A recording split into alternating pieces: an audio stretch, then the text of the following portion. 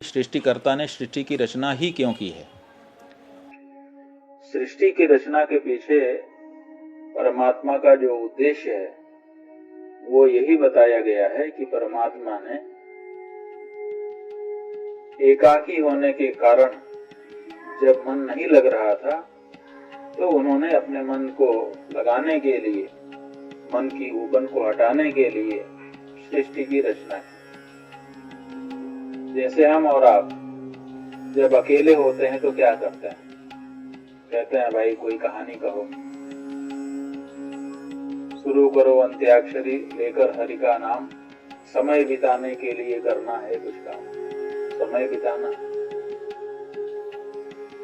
कोई फिल्म देखने के लिए चले जाते हैं, कोई कविता लिखने लगते हैं और कोई दूसरा कार्य करने लगते हैं। माने जब हमारा समय नहीं बीतता है तो हम किसी कार्य में प्रवृत्त हो जाते हैं। कार्य करने से हमको संतोष मिलता है और फिर हम संतुष्ट होने के बाद फिर से एकाकी होने के लिए चले जाते हैं कि अब हम थोड़ा आराम करें। जब कार्य हमारे सामने होता है तब हमारा मन कार्य में लगता है, लेकिन एक समय के बाद कार्य से उचट जाता है। फिर हम अकेला होना चाहते हैं, लोगों के बीच में पहुंचने के बाद हमारे मन में इच्छा अकेले की होती है। तो जब हम अकेले होते हैं तो हमको सबके बीच में जाने की इच्छा होती है। ऐसे ही परमात्मा एकाकी न अरमत तदैक्षत एकोहम भूस्याम। एकाकी परमात्मा मन नहीं लग रहा था, उसने सोचा मैं अकेला हूं, बहुत हो जाऊं। इसी बात को श्रीमद् भागवत के द्वितीय स्कंद के 5वें अध्याय में सृष्टि की प्रक्रिया का वर्णन जहाँ पर है वहां पर कहा गया है। नारद जी आए, उन्होंने ब्रह्मा जी से पूछा, ब्रह्मा जी हम तो आप ही को सर्वेश्वर समझते हैं, सर्वशक्तिमान समझते हैं, लेकिन हमने सुना है आप भी तपस्या करते हैं और तपस्या से शक्ति प्राप्त करके फिर ये रचना करते हैं। तो आप ये बताइए कि आपसे श्रेष्ठ कौन है जिसकी तपस्या आप करते हैं? तब ब्रह्मा जी ने बताया कि मैं परब्रह्म परमात्मा की उपासना करता हूँ।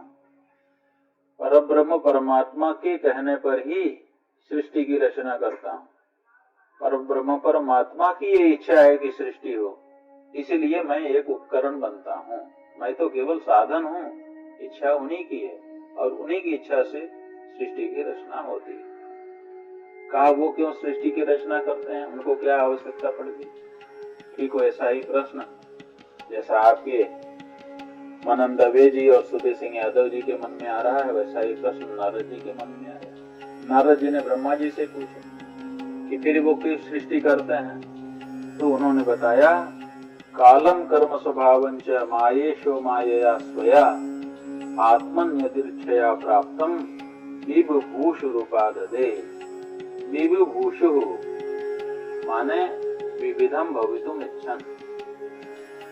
एक से अनेक होने की इच्छा वाले परमात्मा ने अपने ही अंदर छुपे हुए 3 गुणों को बाहर निकाला। 3 गुण कौन कौन से?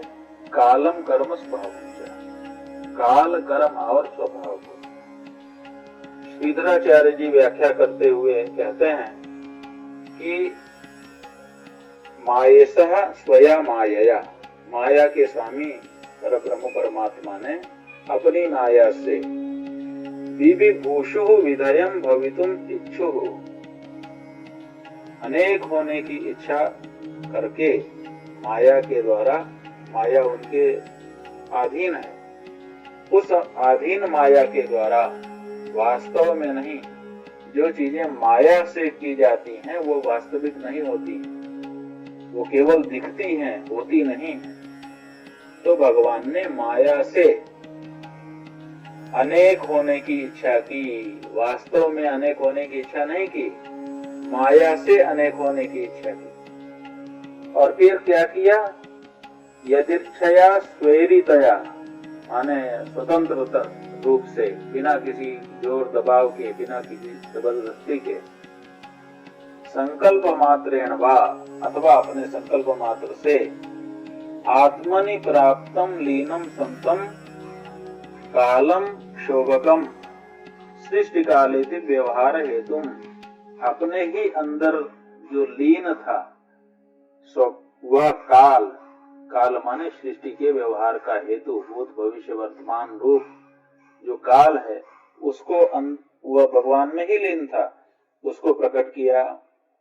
उसके बाद कर्म जीवों का जो अदृष्ट है उसको प्रकट किया, वो भी लीन था। और स्वभावम मायादीनाम परिमाणित्वादि रूपम परिणामित्वादि रूपम, जो माया का परिणामी रूप है वह स्वभाव काल कर्म और स्वभाव को जागृत कर दिया और इससे सृष्टि उत्पन्न कर दी।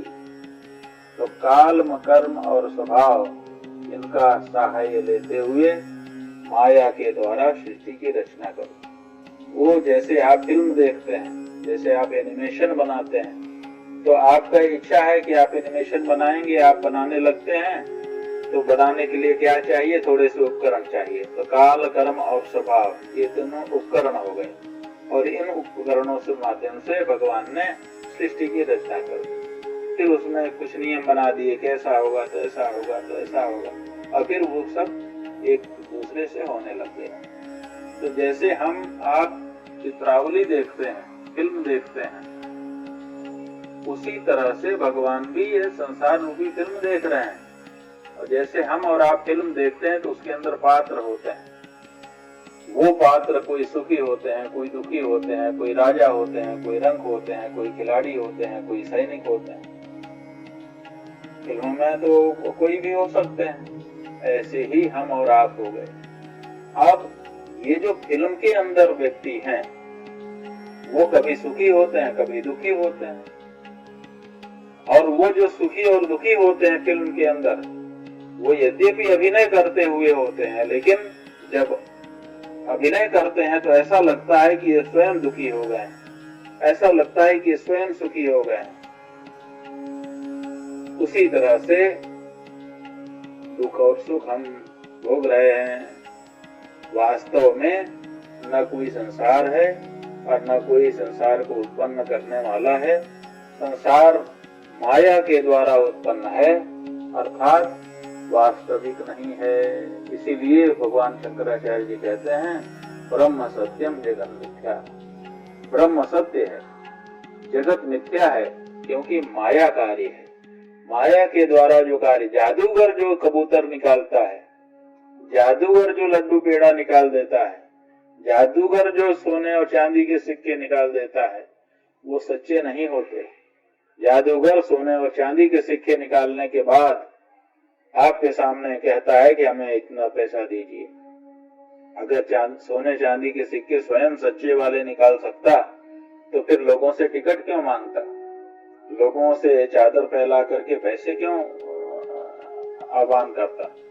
लेकिन वो निकाल सकता है, दिखाने के लिए निकाल सकता है, वास्तविक कुछ होता नहीं है। उसी तरह से परमात्मा ने अपने मन की प्रसन्नता के लिए ये सृष्टि रूपी फिल्म चलाई हुई है। हम उस फिल्म के पात्र हैं, इसलिए हम सुख दुख का अनुभव भी कर रहे हैं और ऐसा कर रहे हैं कि जैसे बिल्कुल सुख दुख हमको हो ही रहा हो। वास्तव में ना सुख है ना दुख है। तो इस बात को जरा ठीक से समझने की जरूरत है। हो सकता है कि एक बार में आपको ये समझ में ना आए, लेकिन इसको ठीक से समझेंगे और ये बात जो हम कह रहे हैं शास्त्र के द्वारा प्रमाणित कह रहे हैं।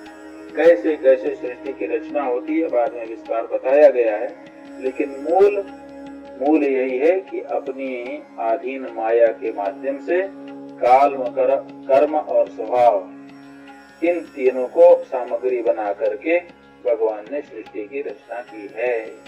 इसलिए सृष्टि की रचना में, फिल्म में जो लोग हैं, एक मार रहा है और एक मर रहा है। मारने वाला सुख का अनुभव कर रहा है, मरने वाला दुख का अनुभव कर रहा है। लेकिन वास्तव में फिल्म है, ना कोई मार रहा है ना कोई मर रहा है। सच्चाई तो यही। ऐसे ही संसार में तरह तरह के कृत्य करते हुए लोग दिखाई देते हैं। असल में देखा जाए तो ऐसा कुछ नहीं है, ये केवल भ्रांति है, यही भ्रांति निवृत्त हो जाए, इसी का नाम ज्ञान है। ये ज्ञान जब तक नहीं होता है तब तक सो माया बस भयु गोसाई बधे कीर मरकट की नहीं। कीर और मरकट जैसे बंधे हुए नहीं होते फिर भी बधा हुआ अनुभव करते हैं, ऐसे ही हम और आप परमात्मा के द्वारा चलाई जा रही सृष्टि रूपी फिल्म में पात्र हैं। लेकिन अभी हमको भुला गया, हम अभिनव में हम इतना खो गए हैं कि हमको याद ही नहीं है कि हमारा सच्चा स्वरूप कुछ और है। जो भूमिका हमको मिली है उसी भूमिका के अंदर हम कहीं न कहीं खो गए हैं। हमारा अभिनय अच्छा है, अच्छे अभिनय के लिए इसीलिए किसी कवि ने कहा कि महाराज प्रभु आपने जो भूमिका दी उसमें हम इतने गहरे उतर गए हैं कि अब हमको हम अपने असली स्वरूप का भी भान नहीं है। इतनी अच्छी भूमिका करने के लिए तो कम से कम हमको पुरस्कृत करिए। ऐसा कह करके उसने भगवान से मुक्ति की प्रार्थना कर ली है। तो भगवान ने सृष्टि क्यों बनाई? मनोरंजन के लिए। अपने अंदर आ रही अंदर आ रहा एकाकीपन को उसको हटाने के लिए, केवल अपने मन की प्रसन्नता के लिए। क्रीडार्थमात्मन इदं त्रिजगत कृतं ते। तीनों जगत तीनों संसार क्यों बनाए?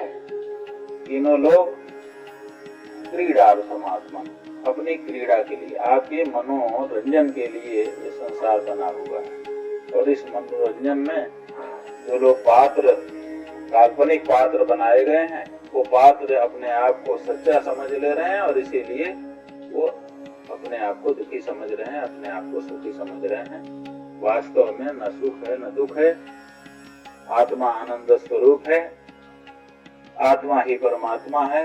इसलिए फिल्म देखने वाले में और फिल्म में कोई अंतर भी नहीं है, क्योंकि काल कर्म स्वभाव उसी के अंदर से आया हुआ है और उसी में लीन हो जाने वाला है। इसीलिए कई जगह पर शास्त्रों ने मकड़ी का उदाहरण दिया है कि जैसे मकड़ी अपने अंदर से ही जाला निकालती है अपनी लार के माध्यम से और उसको बुनती है, और बुनने के बाद उसमें घूमती है,